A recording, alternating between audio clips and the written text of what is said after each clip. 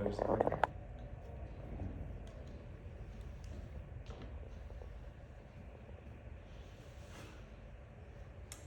Where are we, Grandpa?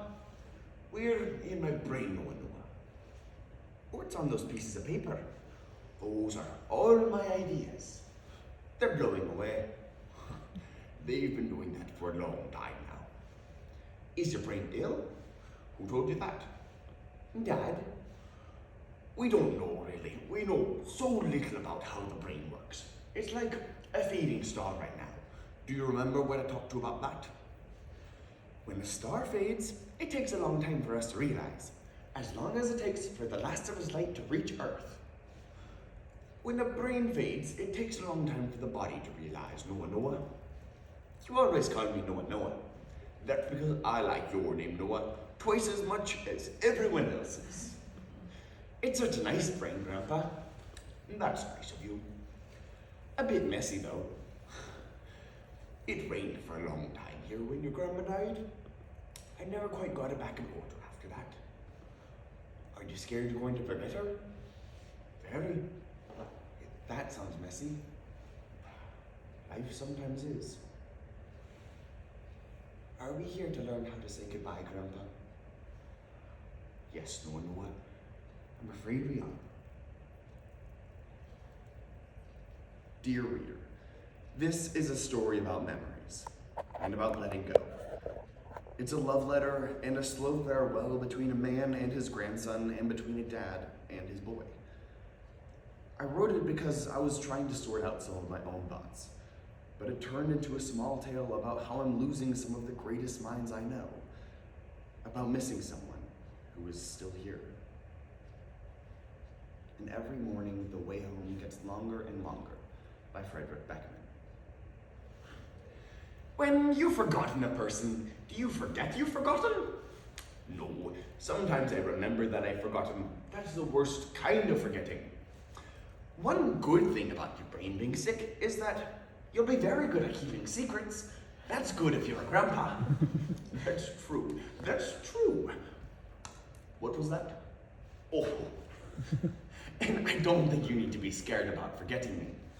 No, because if you forget me, you'll just get the chance to get to know me again. And you'll like that because I'm actually a pretty good person to get to know. You're bleeding, Grandpa. What? Oh, I suppose I am. I must have fallen. You fell over in the boat. That's how you hurt yourself. I shouted for Dad. Dad? Yeah, just keep calm, Grandpa. Dad's coming to get us soon. That's fine, Noah. Do you remember what you always used to tell me? When we went fishing out on the island and slept in the tent?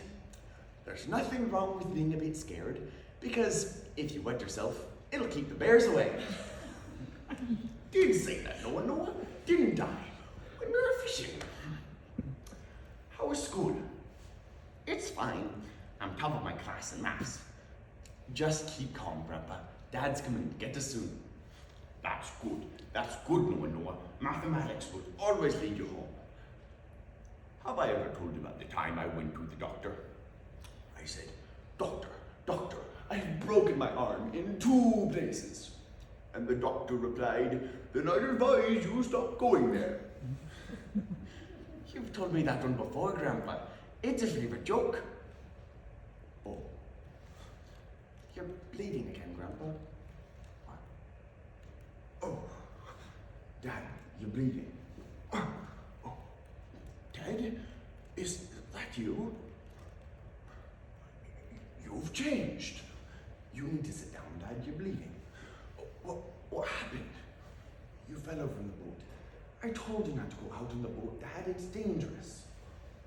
Oh, it's just a craze, Ted. Have I ever told you about the time I went to the doctor? I said, Doctor, I've broken my arm in 2 places. You're bleeding, Dad. I said, I've broken my arm. Or, no, wait, I said, I can't remember. It's my favorite joke, Ted. Oh, stop pulling at me. I can tell my favorite joke. Sit down a minute, Dad.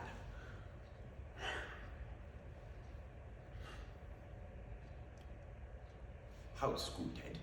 How are you doing in mathematics? I don't go to school anymore, Dad. I'm grown up now. You look scared, Ted. Why are you scared? I was just... You can't go out in the boat anymore, Dad. It's dangerous. Oh, don't be scared, Ted. Do you remember what I always used to say when we went fishing out on the island and slept in the tent? There's nothing wrong with being a bit scared. That wasn't me in the tent with you, Dad. It was Noah. Oh, who's Noah? Noah, Dad. My son. You slept in the tent with Noah. I don't like fishing.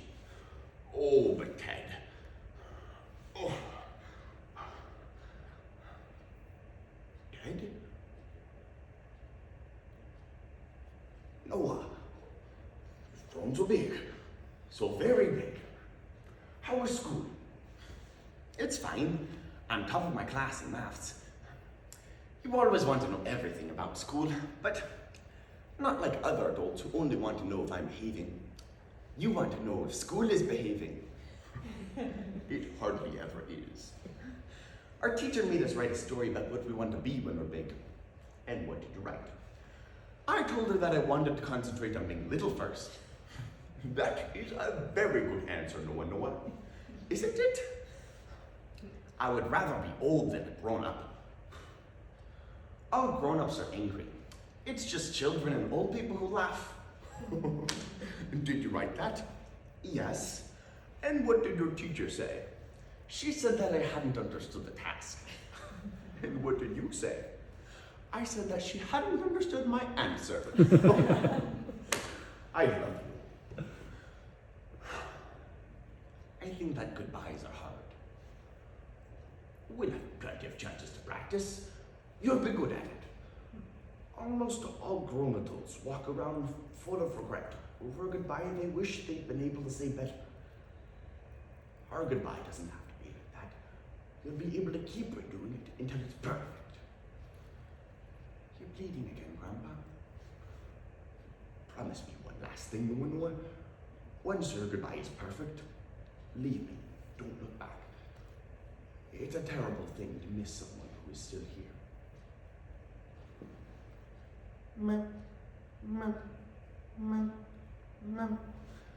Dad, listen to me. Noah's here now. He's going to come and sit with you. We'd best be getting home soon, my boy.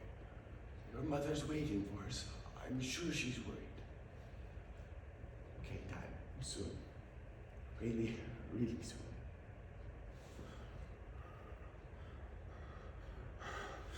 Don't be scared. Don't be scared.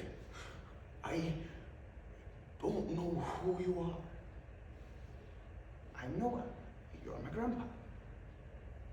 You taught me to cycle on the road outside your house. And you love my grandma very much. You're a born adventurer. And once you went to the doctor and said, "Doctor, I've broken my arm in 2 places." And the doctor replied, "I advise you stop going there." Different now, Noah. How is school? Are the teachers better now? Yes, Grandpa. The teachers are great. I'm one of them now. That's good. That's good. The amount I love you, the sky will never be that big. Goodbye, Grandpa. I love you.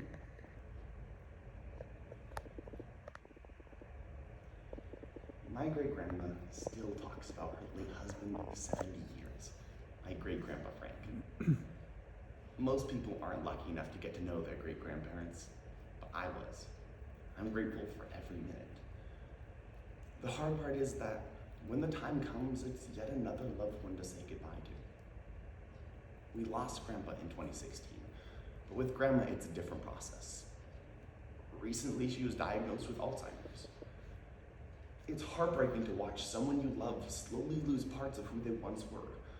The author describes this loss as missing someone who is still here. And that's true.